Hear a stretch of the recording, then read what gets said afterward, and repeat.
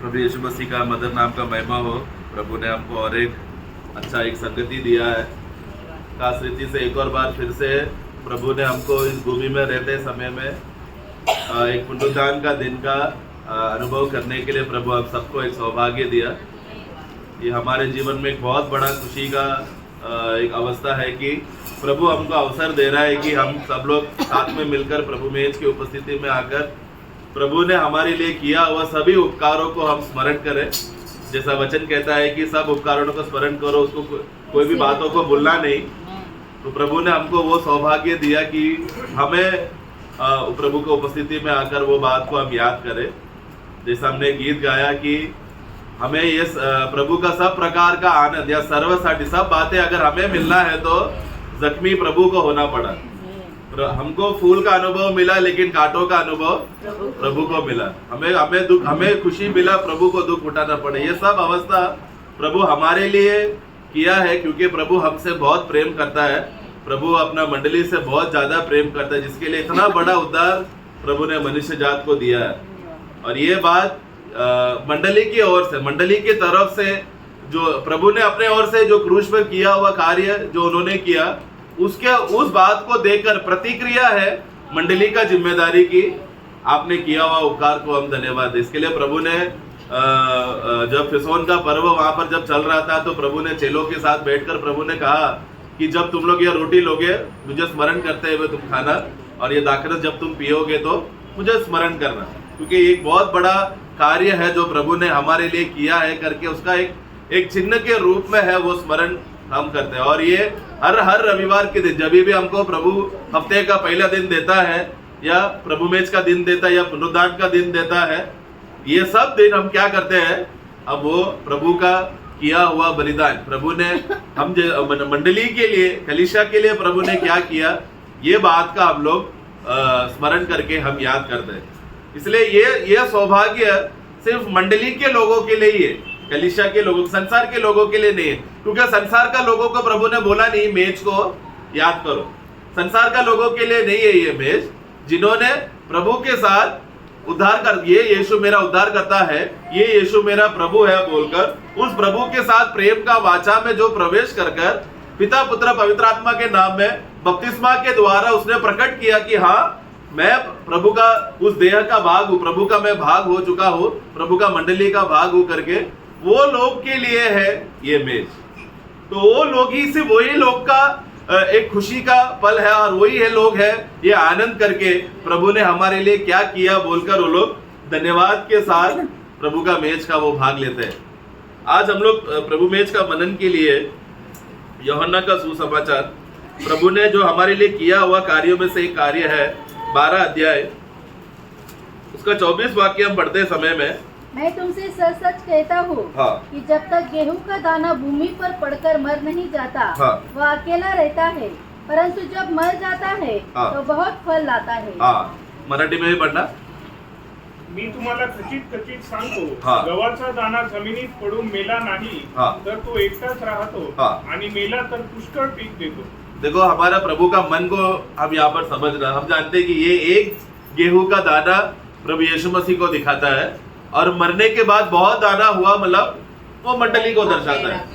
तो ये प्रभु के पास यहाँ पर एक ऑप्शन यहाँ पर आया है कि प्रभु कहता है, एक उदाहरण के द्वारा कहता है कि जैसा एक गेहूं का दाना वो अगर अकेला रहेगा तो क्या होगा, वो वैसे ही रहेगा, उसका कुछ आगे का फिर उसका कुछ परिणाम नहीं है। ये क्या दिखाना चाहता है, पिता परमेश्वर का एक बहुत बड़ा इच्छा मनुष्य जात के ऊपर उद्धार का रास्ता को वहां पर दिखाना चाहता है। अगर परमेश्वर स्वर्ग में ही है, कुछ नहीं कर रहा है तो मनुष्य जात तो नरक में जाएगा। परमेश्वर को उससे कुछ लेना चाहिए। परमेश्वर क्या है, वो नया मनुष्य जात बना सकता है। लेकिन प्रभु ने क्या किया, पिता पुत्र पवित्र आत्मा का काउंसिल में क्या हुआ, कौन जाएगा मनुष्य जात को बचाने के लिए, कौन जाएगा, वो एक दाना बनकर पुत्र ने कहा मैं जाऊंगा, क्योंकि अगर नहीं गया तो कुछ फायदा नहीं, मनुष्य नरक में जाएगा, फिर कौन बचाएगा उन्हें। लेकिन हमने मनुष्य को जब बनाते समय में परमेश्वर का रूप में स्वरूप में बनाया हुआ ये मनुष्य को हम यूं ही नरक में डालकर मनुष्य को खत्म नहीं करेंगे, हम उनको मौका देंगे। वो क्या होगा कि मैं जाऊंगा उनके लिए जीवन का उत्पन्न होने के लिए, वो जीवन को लोगों को मिल जाने के लिए मैं जाऊंगा। वो है प्रभु यीशु मसीह ने सबसे बड़ा कदम उठाकर वो भेजा। तो उसमें पिता का रूप में, पिता को बहुत दुख है कि पुत्र जा रहे हैं बलिदान होने के लिए, लेकिन परमेश्वर के रूप में, परमेश्वर जो धर्मी परमेश्वर है, परमेश्वर को ये भाया कि अपने पुत्र को कुचले, अपने एकलौता पुत्र को कुचले कि ताकि हमारे लिए उद्धार का रास्ता हो सके। तो प्रियो, इसमें एक बहुत बड़ा भेद का बात इस वचन के आधार पर प्रभु ये कहना चाहता है कि जब हम लोग प्रकृति में देखते समझते, ये सब प्रकृति का नियम परमेश्वर ने बनाया है। हम जब प्रकृति को देखते समय में परमेश्वर का गुण को समझ में आता है। तो ये नियम क्या है कि जब एक बीज को जब हम डालते हैं, वो जब मरकर नया जब वो पेड़ उगता है या फल उगता है या पौधा उगता है, उसके अंदर से जो फल आएगा, वो फल का बीज कैसा रहेगा? जो पहला बीज डाला था, जो मर गया, वो बीज भी, फल का बीज सेम रहेगा। लेकिन खास फायदा क्या हो गया कि बहुत सारे बीज बन गए, अनेक बीज बन गए। पहला वो बीज अकेला था, जो अकेला रहने से कुछ फायदा नहीं था।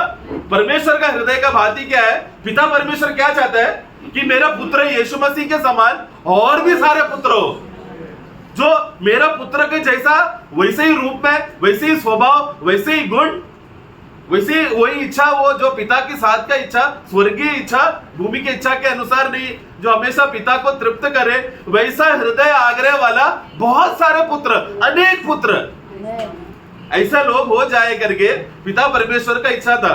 लेकिन अगर पुत्र ने कुछ नहीं किया तो इच्छा पूरा नहीं होगा। तो पुत्र को यह इच्छा हुआ कि मैं जाऊंगा, अगर आपको बहुत पुत्र चाहिए ना है पिता, तो मैं जाऊंगा, मैं उनको जीवन दूंगा। मैं मरने के बाद क्या हो जाएगा? पुनरुत्थान के जीवन के द्वारा जो कोई भी मुझ पर विश्वास किया, वो सभी लोग कैसे हो गए? मेरे समान, जो प्रथम बीज था वैसे ही बन गए। मंडली का अवस्था प्रियो आप समझना। कलीसिया कौन है? कुछ लोगों को इकट्ठा कर अलग अलग जाति के, अलग अलग वंश के, अलग अलग स्वभाव के लोग मिलकर चलो मंडली, चलो आराधना बोलकर, वो नहीं है मंडली। मंडली मतलब क्या है? एक मसीह का स्वभाव को प्रकट करने का एक स्तर है मंडली।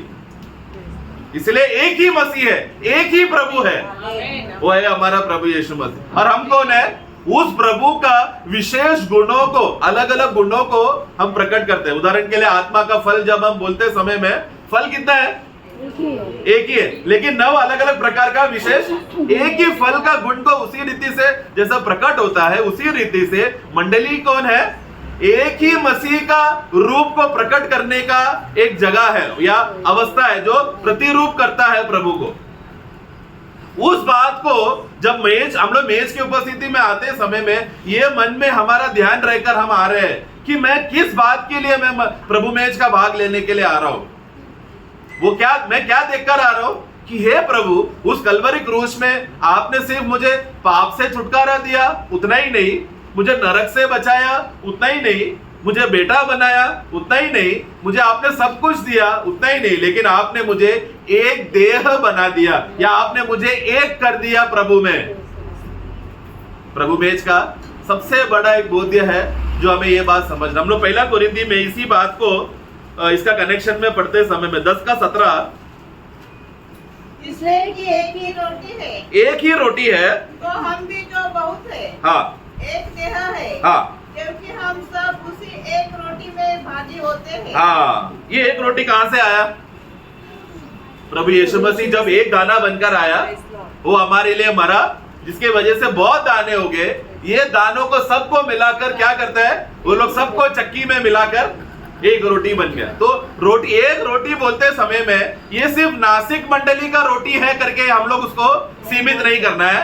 ये किसका रोटी है? ये सावित्रीय मंडली को प्रतिबिंबित करने वाला जो एक देह है, उसका भाग लेने वाले एक रोटी के हम लोग भागी ले रहे। एक ही प्याला है, मतलब ये नासिक मंडली के लिए। नासिक मंडली क्या है?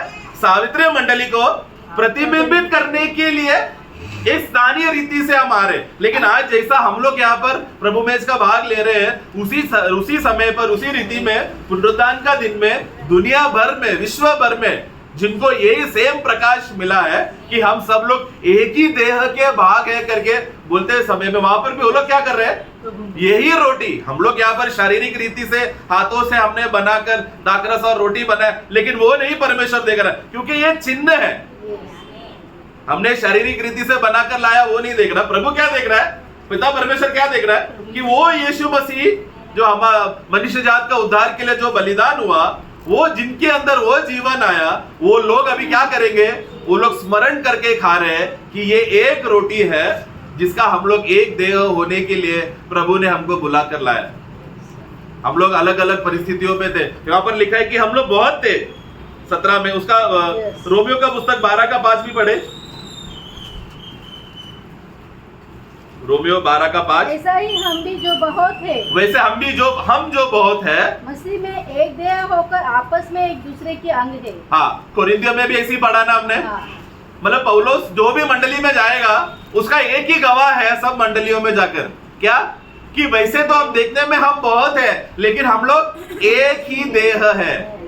एक ही देह है मतलब क्या? एक ही रूप के भाग है, एक ही शरीर के हम लोग सदस्य हो गए। वो क्यों हुआ?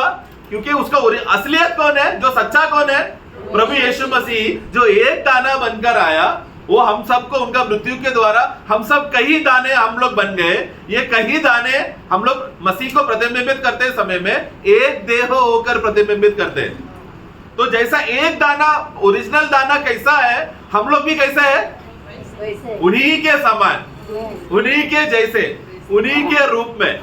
आज तो हमारा प्राण का उद्धार हो रहा है इसलिए समय लग रहा है, लेकिन जिस दिन हमारा शरीर का रूपांतर हो जाएगा, हम लोग बदल जाएंगे, तब हम कैसे होंगे? जैसा वो है, जैसा हमारा प्रभु है वैसा है।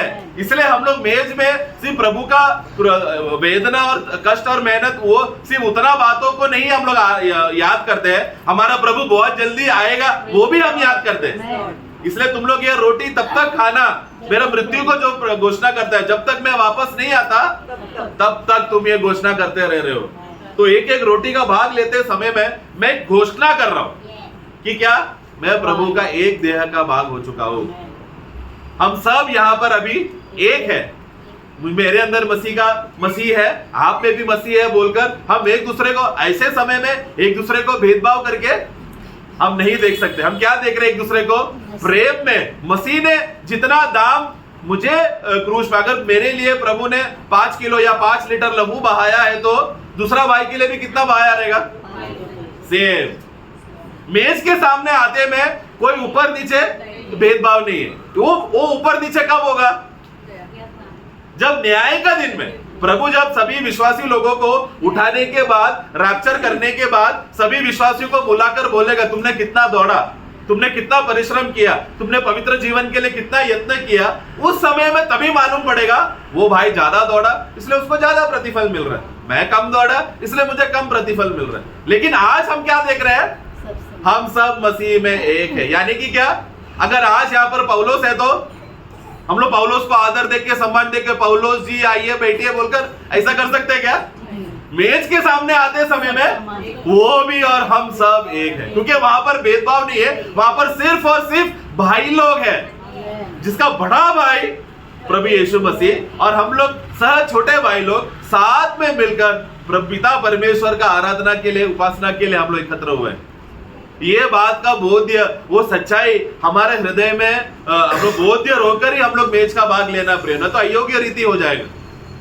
कोलोसे के पुस्तक में उसका 3:15 जब हम पढ़ते हैं, मसीह की शांति, हाँ, जिसके लिए तुम एक देह होकर बुलाए भी गए हो, हाँ देखो, हाँ पढ़ो पढ़ो, हृदय में राज्य करे, हाँ, और तुम धन्यवादी बने। मसीह का शांति क्यों, प्रभु का शांति क्यों हमारे अंदर आया? फिर से पढ़ो। मसीह की शांति जिसके लिए मसीह का शांति क्यों हमारे अंदर आया? जिसके लिए एक देह होने के लिए प्रियो। मतलब क्या? वो एक मेल मिलाप का सेवा है, शांति का सेवा है। प्रभु क्यों हमको शांति देकर गया? ताकि हम सब लोग आपस में एक देह बने रहे, भाईचारा में बने रहे, एक ही प्रेम में रहे, एक ही विश्वास में रहे, एक ही आशा में रहे, एक ही एकता में रहे। ये बात हमें नहीं बोलना है। मेज में हम देखते समय में, ओ प्रभु मैं गया हफ्ता में बहुत मेहनत करके आया, इसलिए आज मैं योग्य हूँ मेज खाने के लिए, मैं सवेरे से उपवास करके आया, मैं प्रार्थना करके आया। ये नहीं हमारा योग्यता है मेज खाने के लिए। मेज का भाग का योग्यता क्या है? मुझे प्रभु ने क्या क्वालिफिकेशन दिया मेज का भाग लेने के लिए? कि आप मेरे लिए मरे, आप एक दाना बनकर आया। आप स्वर्ग में रहता तो मेरा कोई फायदा नहीं होता, लेकिन आप आया मेरा फायदा करने के लिए। आप आया, आप मेरे लिए मरा। आप जब मरकर पुनरुद्धान होकर उस पुनरुद्धान का जीवन जब मेरे अंदर आया, पवित्र आत्मा ने जब मुझे वो जीवन दिया, तो क्या हो गया? मैं आपके समान बन गया। जैसा आप है वैसा मैं हूं, जैसा आपका जीवन है वही सेम जीवन मैं हूं। इसके लिए पवित्र आत्मा ने क्या किया? पहला कोरिन्थी 12:13 में, क्योंकि हम सब ने क्या यहूदी हो, हाँ, क्या यूनानी, क्या दास हो, क्या स्वतंत्र, हाँ, एक ही आत्मा के द्वारा, एक ही आत्मा के द्वारा, एक देह होने के लिए बपतिस्मा लिया। आत्मा का बपतिस्मा हमको मिला है। पवित्र आत्मा ने किया हुआ काम। ये हम लोग पानी में बपतिस्मा लेकर होने वाला बात नहीं है। पानी का बपतिस्मा क्या है? सिर्फ एक गवाह है कि हाँ, मैं प्रभु का जो सावित्री मंडली का भाग हो चुका हूँ। आज से मैं स्थानीय मंडली में रहकर प्रभु का गवाह के लिए और पवित्र जीवन जीने के लिए मैं एक गवाह और साक्षी मानता हूँ बोलकर वो कर रहा है, वो कार्य कर रहा है। लेकिन प्रभु ने जो क्रूस में किया हुआ कार्य का अनुभव जब कोई भी विश्वास करता है, जिस क्षण उसने विश्वास किया तुरंत क्या हो गया? पवित्र आत्मा में उसका आत्मा का बपतिस्मा हो गया। और उस बपतिस्मा की वजह से क्या हुआ है? हम जो अलग अलग थे या हम जो बहुत थे, चाहे यूनानी हो, चाहे ग्रीक के लोग हो, चाहे गुलाम हो, चाहे स्वतंत्र हो, चाहे गरीब हो, चाहे अमीर हो, हम सभी लोगों को एक देह बनाया गया। ये एक देह बनाते समय में शांति का परमेश्वर मसीह जो हमारा शांति है, वो शांति और मेल मिलाप हमारे अंदर दिया गया है, जिसके द्वारा हम एक देह कहलाए गए हैं। ये बात हमारे हृदय, कोलोसे 3:15 फिर से पढ़ते समय में, ये बात तुम्हारे हृदय में राज्य करना है। मसीह की शांति, हाँ, जिसके लिए तुम एक देह होकर बुलाए गए हो, तुम्हारे हृदय में राज्य करे। हाँ, हम लोग एक देह के लिए बुलाए गए, मतलब क्या? स्वर्ग में उस एक देह का अनुभव होगा, लेकिन यहाँ पर भूमि में ये एक देह का अनुभव खास रीति से प्रभु में इसका भाग का विषय में है। हम लोग बाकी 6 दिन जब हम लोग जीते समय में हमारा व्यक्तिगत जीवन वहां पर होता है। आत्मा में भले हम लोग एक देह का अनुभव में हम लोग जी रहे हैं, लेकिन हम लोग अकेले हैं। लेकिन संगति मतलब क्या है? हम लोग अलग अलग परिस्थितियों से सब बातों को छोड़कर, शरीर का अभिलाषा छोड़कर, नौकरी में जाना है, घर पे मेहमान है, ये काम है, वो काम है, वो सब बातों को छोड़कर आकर हम सब लोगों ने अपना समय, मूल्यवान समय देकर हम लोग आ रहे हैं यहाँ पर। कि मैं क्या बताना चाहता हूँ कि मेरे लिए हफ्ते का पहला दिन मेरे लिए प्रभु यीशु मसीह ही सबसे बड़ा मूल्यवान है। और उन्होंने जो मेरे लिए बलिदान हुआ, उस बलिदान को स्मरण करने के लिए मैं यहाँ पर आया हूँ या आई हूँ करके ये बात का गवाही में हम लोग एकत्र होते हैं। तब हम लोग कौन है? हम लोग तभी अलग अलग नहीं है, हम एक है, हम एक देह है, जिसका सिर प्रभु यीशु मसीह है और हम लोग एक देह बन चुके हैं। इस बोध्य में कुरिन्थी मंडली में वहां पर क्या, यहाँ पर सिर्फ कुरिन्थी मंडली 11 अध्याय में ही वहां पर योग्य रीति से मेज का भाग के बारे में बोला गया, और किधर भी योग्य रीति से मेज लो करके वहां पर बोला। तो किस आधार पर वहां पर बोला? उसका पहला कुरिन्थी 11 का 27 से 29। इसलिए जो कोई अनुचित रीति से प्रभु की रोटी खाए या उसकी कटोरे में से पिए, वह प्रभु की देह और लहू का अपराधी। किसका अपराधी है? प्रभु की देह, प्रभु का देह और प्रभु का लहू का अपराधी है। अयोग्य रीति किसके? वहां पर देखो, अयोग्य रीति बोला है। आगे बढ़ना 29 तक। इसलिए मनुष्य अपने आप को जांच ले, अपने आप को जांचे, और इस रोटी में से इस रीति से इस रोटी में से खाए और इस कटोरे से में पिए। क्योंकि जो खाते पीते समय प्रभु की देह को न पहचाने, नहीं पहचाने तो वह इस खाने और पीने से अपने ऊपर दंड लाता है। देखो, रोटी खाते समय में, दाखरस पीते समय में एक ही बात का पहचान उसके अंदर, पहचान मतलब क्या? वो याद कर रहा है एक ही बात, क्या? कि मैं प्रभु का देह का भाग हूं। ये कौन करना चाहिए? खुद व्यक्ति। दूसरों को देखकर तू अयोग्य, तू नहीं खा सकता, तू अयोग्य, तू वैसा नहीं कर सकते। मेज के सामने वो व्यक्ति खुद अपने आप को जांच, जब वो मेज में हाथ फैलाते समय में तुरंत वो क्या याद करना है उसे, प्रभु ने मुझे एक देह बनाया, इसके लिए प्रभु ने सब प्रकार का दान चुका दिया है। पिता परमेश्वर अभी मेरे से वो मांग नहीं करेगा क्या तू एक देह हुआ क्या नहीं, तूने क्या किया उसके लिए। वो पिता परमेश्वर मुझसे नहीं पूछेगा, वो प्रभु यीशु मसीह से पूछेगा।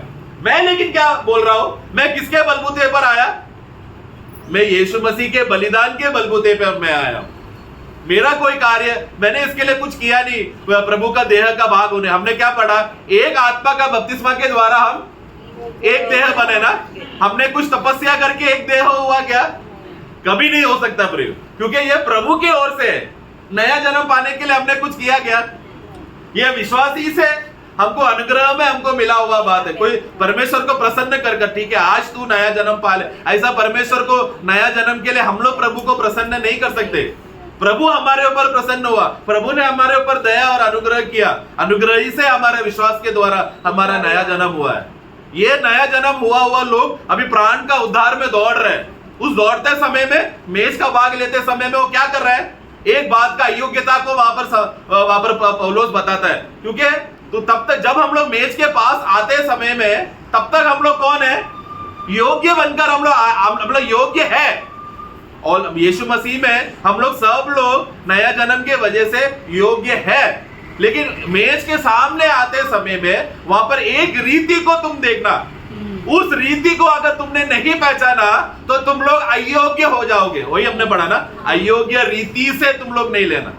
वो रीति क्या है कि मैं अपने आप को, हर एक विश्वासी अपने आप में यह पहचान, इंग्लिश में लिखा है यू जज योरसेल्फ, तुम अपने आप को न्याय करके अपने आप को तुम परखो कि क्या सचमुच तुम प्रभु के देह के हो के नहीं। ये किसको बोल रहा है, अन्य जाति या जिसका जन्म नहीं, नया जन्म नहीं, उनको नहीं बोल रहा, पापियों को नहीं बोल रहा। प्रयोग मंडली में आने वाले जिन लोगों का पिता पुत्र पवित्र आत्मा के द्वारा बपतिस्मा लेकर प्रभु मेज की उपस्थिति में आते समय में, ये हर एक विश्वासी को कह रहा है कि तुम अपने आप में तुम ये बात को जांचो, देखो कि प्रभु ने हमको एक देह के लिए प्रभु ने हमको बनाया है क्या नहीं। ये इस उदाहरण को समझने के लिए मैं एकदम एक गिरा हुआ एग्जाम्पल में बताता हूँ, क्षमा करना, गिरा हुआ एग्जाम्पल है वो। एक व्यक्ति एग्जाम लिखने आ रहा है, जब तक वो एग्जाम लिखते रहता है, वो क्यों एग्जाम लिखने आया, क्योंकि वो क्वालिफाइड है एग्जाम लिखने के लिए। तब तक जब तक लिख रहा है वो क्वालिफाइड व्यक्ति लिखते जाता है। लेकिन मास्टर जी ने आकर उसके पॉकेट में पर्ची देगा, जो चिट है, उसने कॉपी करने के लिए चिट लाया, वो अगर पकड़ा गया, वो दिख गया तो तब वो क्या हो गया, हाँ।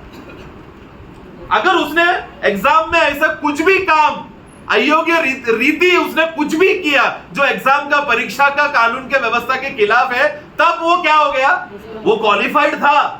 अगर उसने वो चिट पर्ची नहीं लाया होता तो वो एग्जाम लिखने के लिए वो योग्य था। मैं एकदम नीचे गिरा हुआ एग्जाम्पल बता रहा हूं। प्रभु के मेज के आते समय में हम कब योग्य हो गए, जब हम लोग का नया जन्म हुआ। प्रियो, हम लोग निष्कलंक और निर्दोष कब बने, हाँ, ये एक वाक्य हम पढ़ेंगे, एफेसों का पुस्तक 1:4। जैसे उसने हमें हाँ, जगत की उत्पत्ति से पहले हाँ, उसने चुन लिया, हाँ, कि हम उसके निकट प्रेम, हाँ, उसके निकट प्रेम में हाँ, पवित्र और निर्दोष हो। कब हुआ ये, जगत की उत्पत्ति से पहले, है कि नहीं। हम लोग आज 2024 में, अभी आज किसी का नया जन्म हो रहा है, उसको आज समझ में आ रहा है मेरा नया जन्म हुआ क्योंकि 2000 साल पहले प्रभु यीशु मसीह मेरे लिए लहूदान देकर मरा। तो जिस क्षण वो विश्वास करता है प्रभु यीशु मसीह का उस क्रूस के कार्य पर, उसी समय में वो क्या हो गया, पवित्र और निष्कलंक, उसी क्षण वो हो गया है। इसलिए हर एक नया जन्म पाया हुआ विश्वासी योग्य है। लेकिन ये योग्य विश्वासी मेज के सामने आते समय में उसने कोई भी ऐसा रीति उसने किया, वो कौन परखेगा, परमेश्वर उसका विवेक को जांचेगा, उसका हृदय को जांचेगा, कि परखेगा कि क्या आज तू रोटी लेते समय में मैं प्रभु का एक देह का भाग हूं कि नहीं। इस रीति से तूने क्या देखा, तूने क्या परखा, तूने क्या अपने आप में जांचा। ये अगर तूने नहीं किया तो तू अयोग्य ठहराया जा रहा है और तुझ पर न्याय का विधि, मतलब नरक जाने का न्याय विधि नहीं है, तुम बीमार हो सकते हो या तो मृत्यु भी हो सकता है, लेकिन इसके लिए हम लोग वो डर के नहीं कर रहे, हम लोग खुशी से कर रहे। क्यों? प्रभु यीशु मसीह उस एक देह होने के लिए मैं कुछ भी करूंगा तो मैं नहीं उस एक देह का भाग बन सकता हूं। उस एक देह का होने के लिए प्रभु मेरे लिए मारा गया, प्रभु मेरे लिए गाड़ा गया, प्रभु मेरे लिए तीसरा दिन जी उठा। इसलिए आज से मैं उस व्यक्ति के लिए जी रहा। दूसरा कोरिन्थियों में 5वां अध्याय में हम पढ़ते हैं ना, मसीह का प्रेम मुझे विवश करता है। 5:14 है क्या? क्योंकि मसीह का प्रेम हाँ। हमें विवश कर देता है। हाँ, इसलिए कि हम यह समझते हैं, ये हम अभी समझ रहे हैं कि जब एक सबके लिए मरा, एक सबके लिए मरा, तो सब मर गए, हम सब उसमें मर गए। आगे, और वह इस निमित्त सबके लिए और वो मरा, इस निमित्त सबके लिए मरा कि जो जीवित है अभी हम जो जीवित है वे आगे को अपने लिए वे आगे को अभी अपने लिए नहीं जी रहे, परंतु उसके लिए उस एक के लिए जी रहे हैं जो उनके लिए मरा, जो हमारे लिए मरा। वो एक प्रभु जो हमारे लिए मरा, वो एक दाना होकर आकर मरा। वो मरते समय में क्या हो गया? उनका पुनरुत्थान में हम भी उनके समान अनेक दाने बन गए। वो अनेक दाने क्या कर रहे हैं? एक देह होकर, एक रोटी होकर, ये चिन्ह जो रोटी है उसका भाग ले रहे हैं। इसलिए रोटी के सामने आते समय में रोटी के लिए कभी प्रार्थना नहीं करना। वचन में क्या लिखा है? 1 कोरिन्थी आपका हिंदी भाषा 10:16 धन्यवाद का कटोरा जिस पर हम धन्यवाद करते हैं, जिसमें हम धन्यवाद करते हैं, क्या मसीह के लहू की सहभागिता नहीं? नहीं। आगे, वो रोटी जिसे हम तोड़ते हैं, हाँ, क्या मतलब कैसा तोड़ेंगे? प्रार्थना करके, धन्यवाद करके। देखो प्रार्थना का सेवा को हमें समझना है। हम लोग ये रोटी के सामने आते समय में हम क्या बोल रहे हैं? प्रभु धन्यवाद, धन्यवाद के साथ ये भाग ले रहे हैं हम लोग। वो रोटी जब दो भाई लोग स्थानीय मंडली के लिए दो भाई लोग प्रतिबिंबित करके दो भाई लोग प्रार्थना करते समय में वो लोग धन्यवाद का प्रार्थना चढ़ाते, धन्यवाद चढ़ाते। वो लोग चढ़ाते समय में सारा मंडली उसमें क्या बोलते हैं? आमीन, उस धन्यवाद में मैं भी हूं। तो वो भाई जब रोटी तोड़ के हमको देगा तो धन्यवाद प्रभु, आपने मुझे एक देह बनाया। कटोरा पीते समय में धन्यवाद का कटोरा लेते समय में क्या बोल रहा हूं? धन्यवाद प्रभु, आपने क्यों लहू बहाया? ताकि मैं एक देह हो। एक बार जल्दी से एफएससियों का पुस्तक 2 का 14-15, क्योंकि वही हमारा मेल है, वही हमारा मेल है जिसने दोनों को एक कर दिया, हाँ, और अलग करने वाली दीवार को, हाँ, जो बीच में थी, ढा दिया, हाँ। आगे, और अपने शरीर में बैर अर्थात वह व्यवस्था जिसके आज्ञा विधियों की रीति पर, सॉरी उसका 13 भी पढ़ना, 13 से पढ़ना। अब मसीह यीशु में, अब यीशु मसीह में तुम जो पहले दूर थे, हाँ, मसीह के लहू के द्वारा हाँ, निकट होगा। अभी प्रभु के लहू के द्वारा हम जैसे अन्य जाति लोग भी निकट आ गए। तो वो लहू के द्वारा क्या हो गया? 14 में लिखा है अभी वही हमारा मेल है। हम लोग मेल मतलब इंग्लिश में पीस लिखा है, शांति लिखा है। मेल मिलाप यानी शांति। कोलोसे में हमने क्या पढ़ा? प्रभु शांति क्यों दिया? एक देह होने के लिए। हमारे अंदर ये शांति, ये खुशी, हम लोग मेज लेते समय में इतना शांति हमारे अंदर भर जाना चाहिए कि ये और कोई चीज के लिए नहीं, प्रभु ने मेरे लिए। अगर मैं अकेला पापी ये दुनिया में होता, बाकी सब धर्मी है, मैं अकेला पापी हूं तो भी यीशु स्वर्ग खाली करके छोड़कर नीचे आता था। मुझ जैसा घिनौना पापी को बचाने के लिए वो अकेला एक दाना बनकर आता था और मेरे लिए वो मरता था। उतना प्रेम करता है हम सब लोगों के लिए। ये सब एक एक व्यक्तियां अपने आप में परखना है। प्रभु आपने मेरे लिए ये कार्य, जो इतना बड़ा कार्य किया, जिसके लिए वर्णन से भी बाहर है। यूहन्ना कहता है अगर प्रभु ने किया हुआ कार्य पुस्तक लिखने जाऊं तो ये दुनिया का पुस्तक काफी नहीं पड़ेगा। उतना बड़ा बड़ा कार्य, तो वो बात को हम स्मरण कर रहे प्रियो कि एक ही देह बनाने के लिए प्रभु ने मुझे मेल किया और शांति, उन्होंने मेल मिलाप करने के बाद मेरे खिलाफ जो विधियां थी, 15 पढ़ना, 14 का 15, और अपने शरीर में बैर अर्थात वह व्यवस्था जिनके आज्ञा विधियों के रीति पर थी, मिटा दिया। आगे कि दोनों से अपने में एक नया मनुष्य उत्पन्न करे, मेल करा। आगे 16, और क्रूस पर बैर को नाश करके इसके द्वारा दोनों को एक देह, दोनों को मतलब जो भी प्रकार के जितने भी पार्टी थे, एक दो ही पार्टी थे, अन्य जाति और यहूदी, ये दोनों लोगों को एक देह बनाकर परमेश्वर से हमें मिलाया। आगे उसने आकर तुम्हें जो दूर थे और उन्हें जो निकट थे दोनों को मेल मिलाप का सुसमाचार देखा, दोनों को मेल मिलाप यानी शांति का सुसमाचार सुनाया। क्योंकि उसी के द्वारा हम दोनों की एक आत्मा में पिता के पास पहुंच एक ही पिता के पास पहुंच हो चुका है। इसलिए मेज के सामने आते समय में प्रियो, हमारा संबंध डायरेक्टली पिता परमेश्वर के साथ है। बाकी 6 दिन हम जो जीते हैं उसका लेखा कौन ले रहा है? प्रभु यीशु मसीह दे रहा है, क्योंकि हमको प्रतिफल मिलेगा।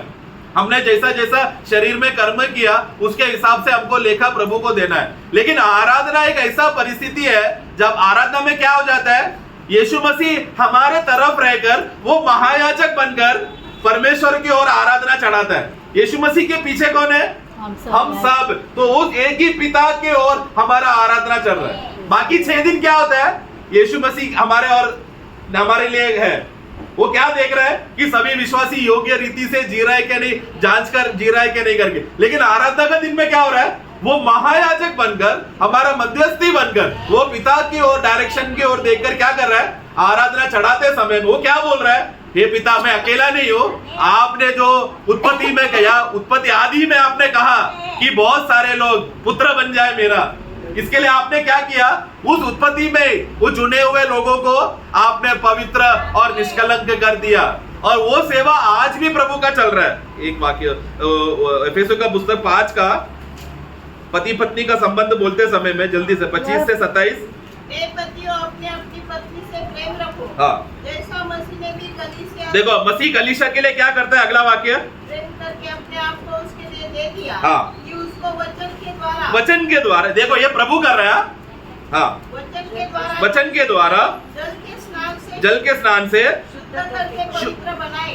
देखो कौन पवित्र बना रहा है? प्रभु कर आगे। और उसे ऐसी तेजस्वी मतलब चमका के क्या कर रहा है? हमारे अंदर तेजस ला रहा है। अपने पास खड़ी करे, जिसमें न कलंक, जिसमें कलंक नहीं, न जूरी, न कोई और ऐसी वस्तु, और कोई भी ऐसी घृणित वस्तु नहीं है, और पवित्र और निर्दोष। ये बात को हम लोग क्या करना चाहिए? आमीन। प्रभु धन्यवाद कि आपने मुझे गटर से मुझे उठाकर मुझे उद्धार दिया, और आज प्राण का इस उद्धार का जीवन के लिए, पवित्र जीवन जीने के लिए आप ही मेरे लिए क्या कर रहे हैं? मुझे कष्ट और परेशानी क्या है प्रियो? हमें रगड़ कर हमारे अंदर का सब प्रकार का अशुद्धता निकाल कर हम लोग तेजस और चमक हो जाए। ये सब क्यों हो रहा है? क्योंकि हम उनके एक देह है, हम उनके एक शरीर है। इसलिए आज हम लोग प्रभु मेज में ये रोटी का भाग लेते समय में, प्रभु आपने ये मेरे लिए किया, सिर्फ मेरे लिए, मेरा आत्मा का उद्धार के लिए क्रूस में कार्य किया उतना ही नहीं, मेरा शरीर का उद्धार के लिए किया उतना ही नहीं, लेकिन आज मेरा प्राण का उद्धार के लिए, जो पवित्र जीवन जीने के लिए जो मुझे मदद चाहिए, क्योंकि मैं अकेला पवित्र जीवन नहीं जी सकता, मुझे प्रभु का सहयोग चाहिए, मुझे मसीह में रहना है तो ही मैं पवित्र हूँ। उस पवित्र जीवन के लिए आपने मुझे क्या किया? मुझे धोकर शुद्ध कर कर निष्कलंक सब प्रकार का दाग जूरी निकाल कर पिता के सामने मुझे ऐसा खड़ा कर रहा है मानो मैं पवित्र और मतलब मेरे अंदर कोई गलती है ही नहीं, मेरे अंदर कोई पाप है ही नहीं। उस रीति से तो पिता जब परमेश्वर की ओर देखते समय में हम भी कैसे दिख रहे पिता की ओर? यीशु मसीह के समान। यीशु मसीह में पाप नहीं है तो हमारे अंदर भी पाप नहीं है। यीशु मसीह शुद्ध है, हम भी शुद्ध है। यीशु मसीह पवित्र है, हम भी पवित्र है। ये कभी की बात है आराधना में जब यीशु प्रभु की ओर हमारे लिए सेवा कर। लेकिन बाकी का 6 दिन जब हम लोग प्राण का उद्धार के लिए जी रहे, तभी यीशु मसीह मुझे पूछ रहा है, क्या मैंने तेरे लिए जो किया हुआ बलि का कार्य उस आत्मा में तू चल रहा है कि नहीं? तू वचन के अनुसार चल रहा है कि नहीं? लेकिन आज हम लोग वो बात को नहीं याद कर रहे। आज हम लोग क्या याद कर रहे हैं कि प्रभु अभी पिता की ओर जैसा आराधना कर रहा है उसके साथ हम भी है। वो हमारा श्रेष्ठ महायाजक है और हम लोग सहयाजक है, क्योंकि हम लोग अकेला आराधना नहीं कर सकता। आराधना करने के लिए महायाजक चाहिए।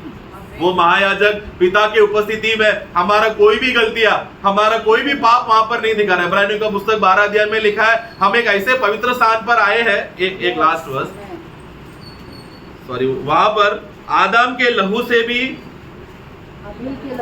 हाँ सॉरी, आबेल के उसका लहू से भी उत्तम बातें करता है। हाँ उसका 24 पढ़ना। हाँ, और नए वाचा के मध्य नए वाचा का मध्यस्थी यीशु और छिड़काव के उस लहू के देखो, छुड़काया को उस छिड़काव के उस लहू के सामने पास आए हो। हाँ, जो हाबिल के लहू से उत्तम। हाँ, ये छिड़का हुआ लहू कहाँ पर है? यीशु मसीह क्रूस पे जब हमारे लिए लहू बहाया, वो बहाया हुआ लहू लेकर जाकर स्वर्गीय मंदिर में जाकर छिड़का। उस छिड़कते समय में आराधना में हम कहाँ पहुंच गए? उसी पवित्र मंदिर में हम लोग पहुंच गए, जहाँ पर पिता परमेश्वर हमें देख रहा है। पिता परमेश्वर हमें देखते समय में कैसा देख रहा है? मसीह की नजरों से देख रहा है। अगर मसीह हट गया तो हम जल जाएंगे, तो वो मसीह को देखते समय में हम में मसीह को पहने हुए हम भी प्रभु के साथ वहां पर है। तो वहां पर कोई भी अगर गलती बताए, देख जेबू उस दिन देख वो गलत काम कर रहा था, देख वो जेबू ऐसा किया वैसा किया, तुरंत लहू क्या बात करेगा? नहीं नहीं नहीं नहीं, ये धोकर शुद्ध हुआ आपका प्रिय बेटा है, इसके ऊपर कोई भी उंगली उठा नहीं सकता। मेरा योग्यता नहीं, प्रभु का लहू बात कर रहा है। आबेल ने क्या बोला? मेरा भाई काइन का बदला लेना। लेकिन यीशु ने क्या बोला? हे प्रभु, इनको माफ कर, ये लोग नहीं जानते, इनको क्षमा, इनके ऊपर आरोप नहीं लगाना, इनके ऊपर गुनाह नहीं लगाना। पिता को प्रार्थना, वही प्रियो, वही हमारा धैर्य है। आज हम लोग क्या करके आए वो नहीं, लेकिन यीशु मसीह ने हमारे लिए क्या किया वो है हमारा योग्यता। बाकी के दिन में हम लोग कर रहे हैं प्रभु को एक पवित्र जीवन जीने के लिए, हम लोग यत्न कर रहे हैं, लेकिन आराधना में हम लोग प्रभु का यत्न को याद कर रहे हैं, प्रभु का मेहनत को, क्योंकि प्रभु को याद करो, वचन कहता है मुझे याद करो, मुझे। हम सिर्फ प्रभु को याद करने वाले लोग हैं। मंडली का खासियत है, इसके लिए ये बाहर के लोगों के लिए नहीं है, ये सुरदूतों के लिए नहीं है, अन्य यहूदी याजक लोगों के लिए नहीं है, सिर्फ नए नियम के विश्वासी लोग जो मंडली के भाग हो चुके हैं, जो एक देह हो चुके हैं, वो एक देह हुए लोग प्रभु को स्मरण करते हुए ये एक रोटी और ये एक प्याला धन्यवाद करके हम सब लोग साथ में प्रभु ने किया हुआ सब कर्म को याद करते हुए, धन्यवाद करते हुए, योग्य रीति से परख कर, जांच कर, सच्चा मन से हम लोग भाग लेने के लिए प्रभु हम सबको सहायता करें।